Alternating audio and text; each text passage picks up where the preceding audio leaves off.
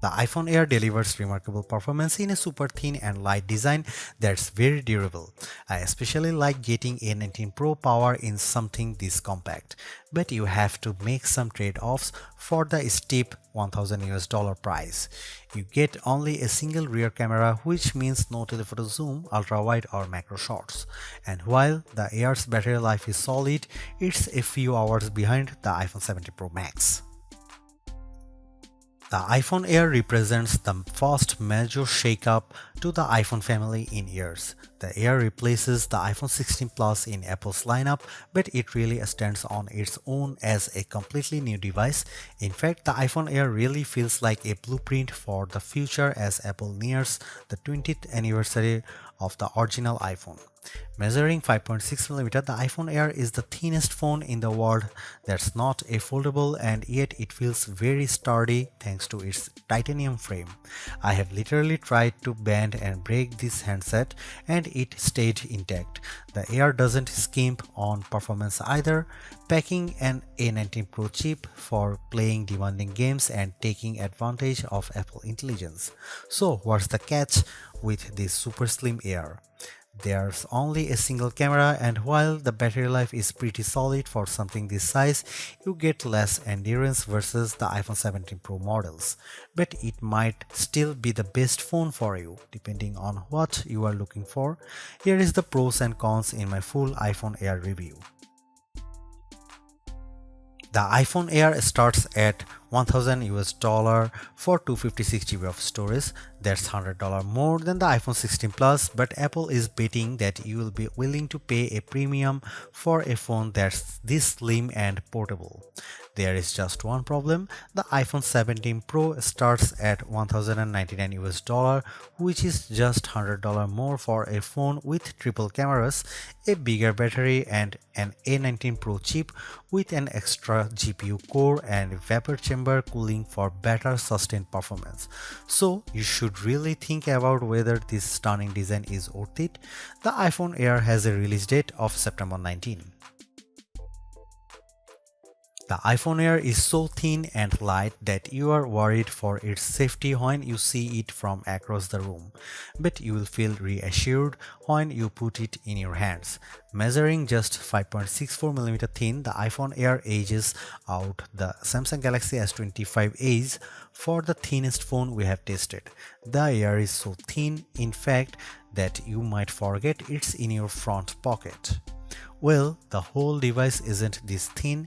The plateau or camera bump runs across the top of the device and jutes out. At least it doesn't wobble on a table when you press down. Apple purposely crammed all the major components into this area to make room for a larger battery down below. The iPhone Air comes in sky blue, cloud white, light gold, and black.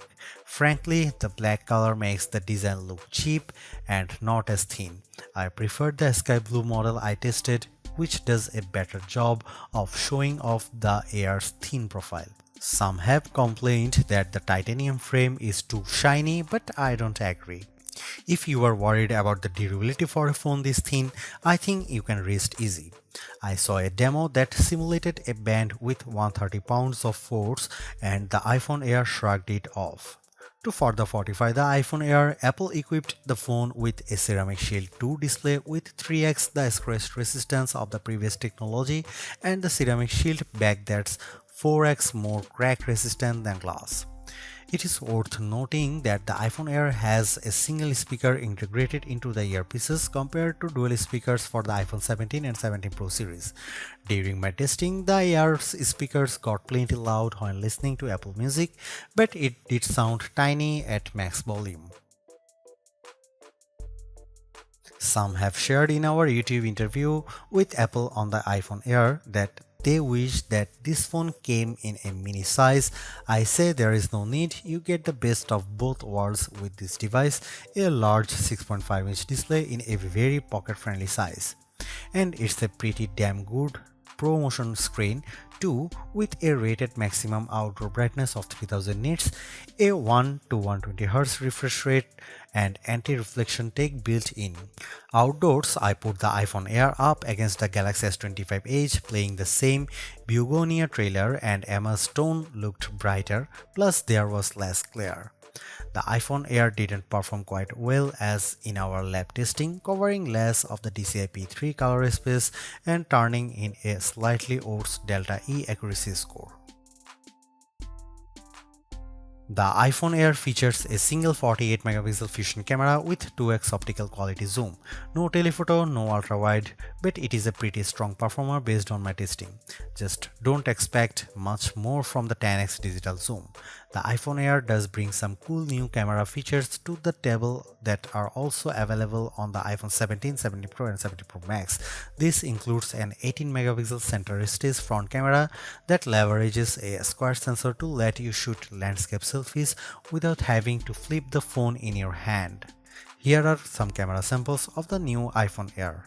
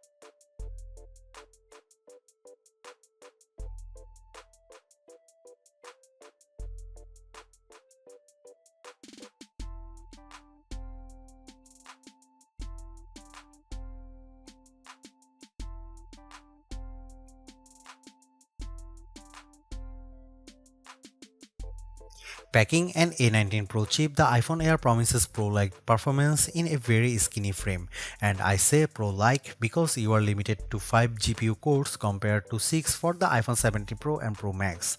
I enjoyed smooth performance when playing Destiny Rising, double jumping and using my grenade launcher on multiple enemies while enjoying crisp graphics. I only noticed a drop frame here and there versus the iPhone 17 Pro Max. Speaking of twice, the iPhone Air having one less GPU core does impact benchmark scores. It reached 29.5 FPS in the demanding 3D Mark Solar Bay Unlimited graphics test compared to 46.6 FPS for the iPhone 17 Pro Max. The Galaxy S25 Edge also turned in a higher frame rate.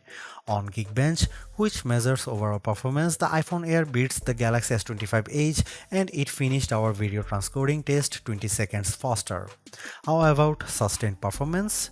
To test that, we used the 3D Mark Wildlife Extreme Stress Test, which simulates gaming for about 20 minutes. We ran it once and recorded the result, then did a second run right after that to really stress test these phones. The iPhone Air performed quite well, with stability score that beat the Galaxy S25 Edge by a fair margin in both rounds. More surprisingly, the iPhone Air turned in cooler temperatures than the Pro Max when we measured the back of the phones using the laser thermometer in 5 locations and averaged the result, though the S25 Edge was even cooler. Here's the big questions on everyone's mind. How good or bad is the iPhone Air's battery life? Apple claims all-day battery life, but we decided to put that to the test in a couple of ways. First up was our battery test, which surfs the web over 5G at 150 nits of screen brightness. The iPhone Air turned in a decent 12 hours. That's nearly a half hour better than the Galaxy S25 Ultra, and the regular iPhone 17 lasted 45 minutes longer. However, the iPhone 17 Pro Max lasted over 5 hours longer than the iPhone Air, so if you really care about endurance, the choice is clear.